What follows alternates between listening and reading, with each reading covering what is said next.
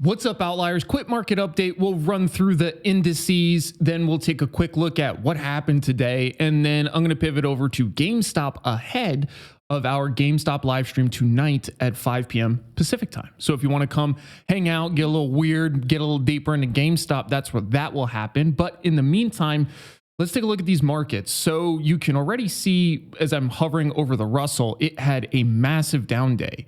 So did the NASDAQ, so did the E-minis. We saw the S&P 500 percentage of stocks above the 50-day moving average crater.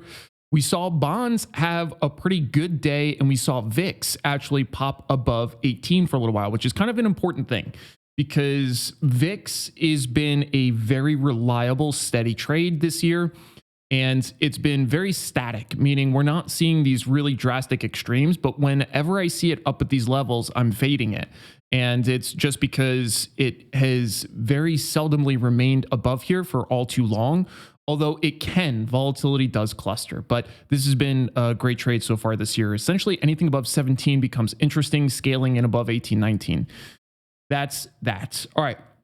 Now, I do want to take a look at the futures really quick. Futures are open right now. So the E-minis are down a little bit more. The Russell's about unchanged, and the NASDAQ is down about half a point. Taking a look specifically at the Russell, because I have some short puts on in there, I've scaled the trade down massively, funny enough. I seem to have a really random habit of doing this with Russell, but the last couple days I actually had a much bigger position on that I was scaling out as we were kind of trending sideways here. You can see that we're baking in a little bit of a top, and that's okay because we need consolidation. It's healthy for the index, for the underlying, but things are a little different this time. One thing I noticed is that the CCI has now turned negative, which is just a momentum indicator. It's an oscillator, but I have pretty good success with it. I like this one. I tinker with a lot of them, but really what I want to draw your eye to down here is the net highs lows. So we see net highs lows has now turned negative for sure, actually a little deeper than the last negative we saw over here, but take a look at the difference in the quality.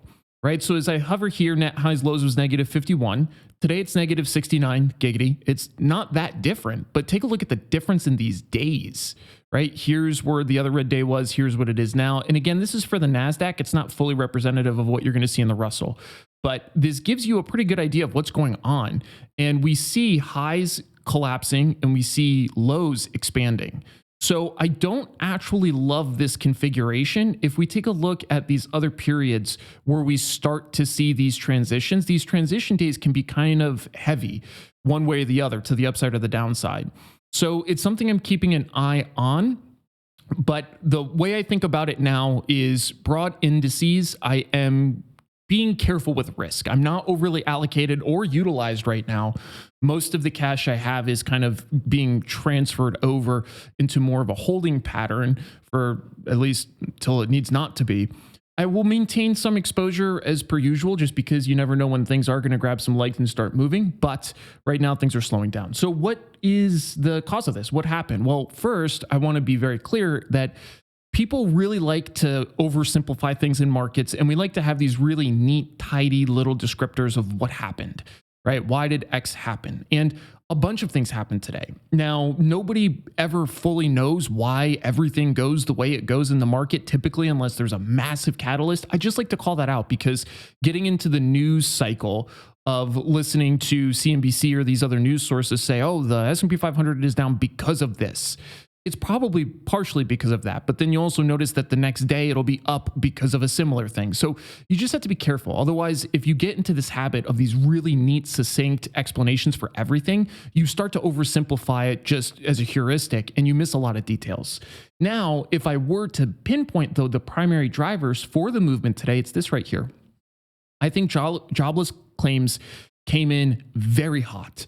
And this is really important because it's seen as a form of broad stock market weakness. And this is important because we've been in this really high inflation period for so long. And we've been at a point now where rates have been held up for quite some time. That puts a lot of pressure on small companies, specifically small caps, typically everybody, but specifically small caps. And as this continues, you get to a point where you're wondering when things are going to break. When can they no longer sustain viable operation? When do they have to start laying people off in order for this to continue to be economically viable for them? And this all feeds into the Fed rate decision, because the Fed in the previous meeting said that they're not cutting rates. And for the last meeting, and the market didn't care. That's what we expected to see. But if we take a look at what the market's expectations are for September, it is that a cut is coming. So now the question becomes how big of a cut? And notice the change. Yesterday, it was an 88% probability of a quarter point cut. Today, after that came out, that dropped literally 10 points. And we now have a 22% probability of a 50 basis point cut. Why is that? Because the market is starting to see weakness. And if this persists for too long, it's important to remember that there's leads and lags to all of this. So if this continues at this rate, it puts the market in a compromised position moving forward. So that's why, in my opinion, a primary driver of this was the unemployment metric coming out and being much higher than pretty much everybody expected it to be. So this will likely be an important data point for Big Daddy Jay Powell and his decision on what he wants to do with rates. All right, so now let's talk about GameStop quickly. And it's because this trend is assuming. So again, I talked about this yesterday. This is not surprising to me. I don't want it to do this, but this is what it's doing regardless of what I want. Shocker. The market is not listening to my wishes. It's unbelievable, really. And to me, we're getting close to this first stop, as I see it at least, which is this 2098/21-ish handle. Again, I always think it's important to remind people GameStop is one of those really unique beasts where when it decides not to follow standard pricing behavior, it doesn't, right? When you see things go through these kinds of cycles, this is not standard pricing behavior. So even though that this isn't a very standard descending trend line, if I put a linear regression best fit line on it, it's going to be descending from this point. The thing is as soon as there's some sort of catalyst that turns it around, it'll shoot right up. Like this.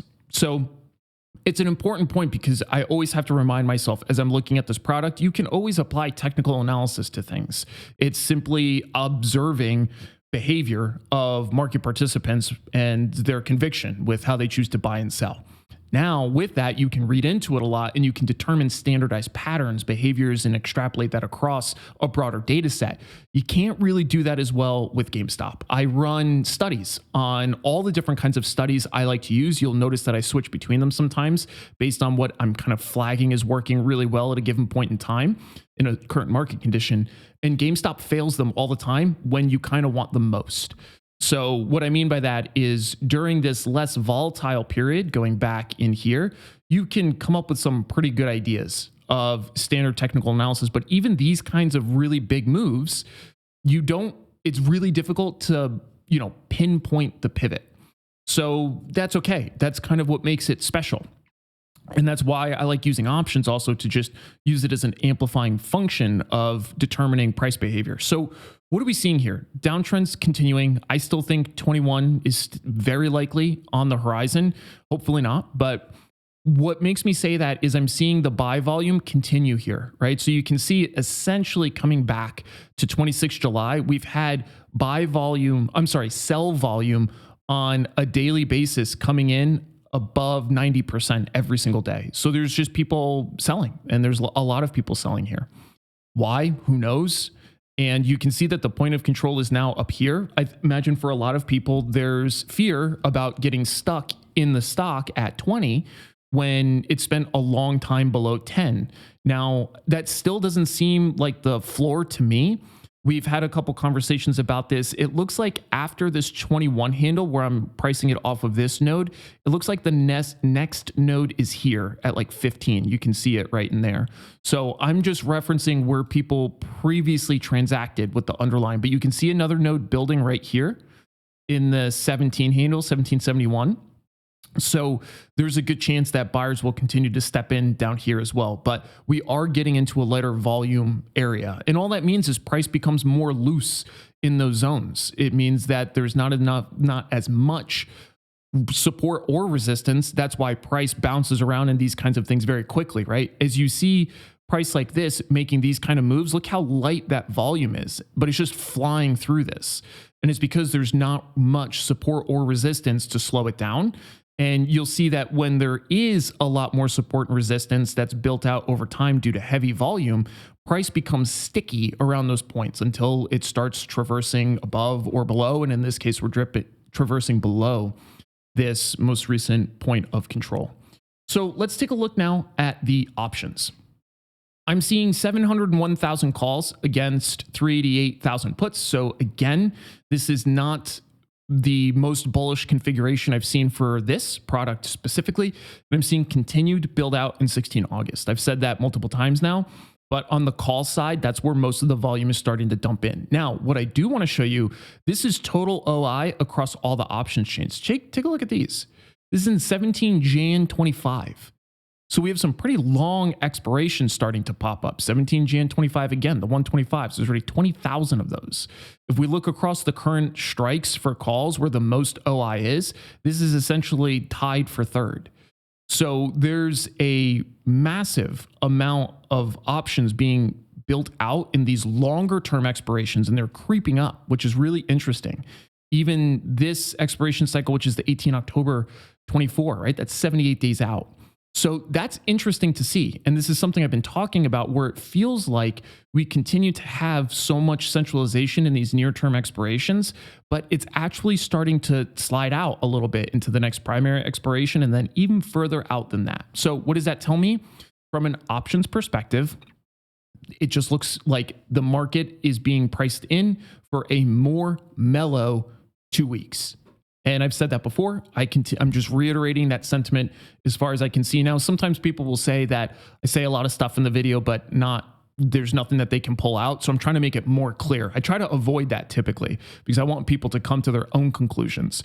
But for those that are unfamiliar with like how to take the information I'm saying and decipher it into, or I guess interpret it, not really decipher, it's pretty clear in my opinion, but to turn it into usable information, I'm trying to specifically call those out for you guys. So here in 16 AUG, this is where things are the busiest next. And it's not crazy for the at the monies. So the 21.5s are very light. The 22s are a little bit busier, but you can see out here at the 25s, that's a very dense strike. 17,000 OI at 25s with 3,600 transacted today and 1,100 net new over yesterday. So I bring that to your attention because it tells me people are building in this expiration cycle. They're not taking positions down. Whereas if I look in here, notice, and this is exactly what I expected based on the video yesterday, if you'll recall, that I thought the 25s people would be taking down and rolling out. And that's exactly what they're doing. So you can see that there was negative 4,000 on the OI net. That means people close these positions. My guess is, again, that they're just moving them out in time because they're not seeing the price behavior and they're trying to salvage what they can of the remaining time value. So what's the play here? For me, I still have my long shares and I intend to hold those. I have a decent basis on them, but even if I didn't, like I told you guys, I plan to hold them just to support the ape movement. I like it. I like what you guys are about. It's fun for me to participate. So that's the deal with the shares. And I highlight that because I'm essentially turning the trader part of my brain off and I'm using some money to participate.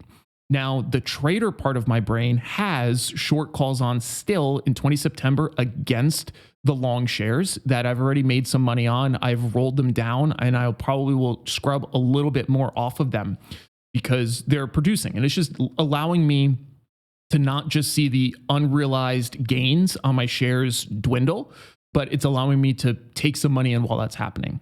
In terms of long options, I have none of them right now in GameStop, and I don't intend to until I start to see it behaving closer to what I want. So really what I'm paying attention to is when do I see more buying volume, right? Because right now it's not here. And somebody else made a comment about how, they said that the buyers have never stepped away, which I appreciate. I know that the apes have always been there.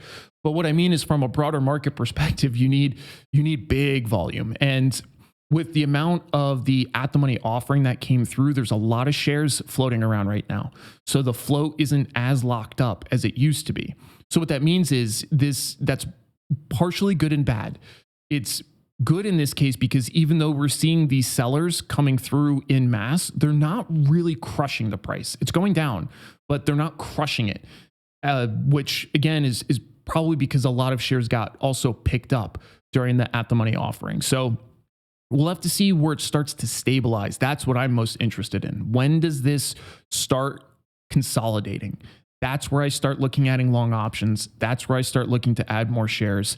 For me, the trading side of my brain, when I see something going down, I'm not going to build a long position until its tenor changes. The downside of that, I very rarely top tick or bottom tick something. So even this move here, when I first started getting in the beginning of the May, I waited until this breakout came through. So I didn't get in here, I didn't get in here, and these periods obviously would have made me some more money. But the problem is again, from a trading perspective, I'm thinking about probabilistic outcomes, what's most probable to happen, and then how can I put money behind those ideas? So that's why I think about it the way I do. So as always, any questions, let me know, throw them in the comments. Be an outlier. I'll see you guys later.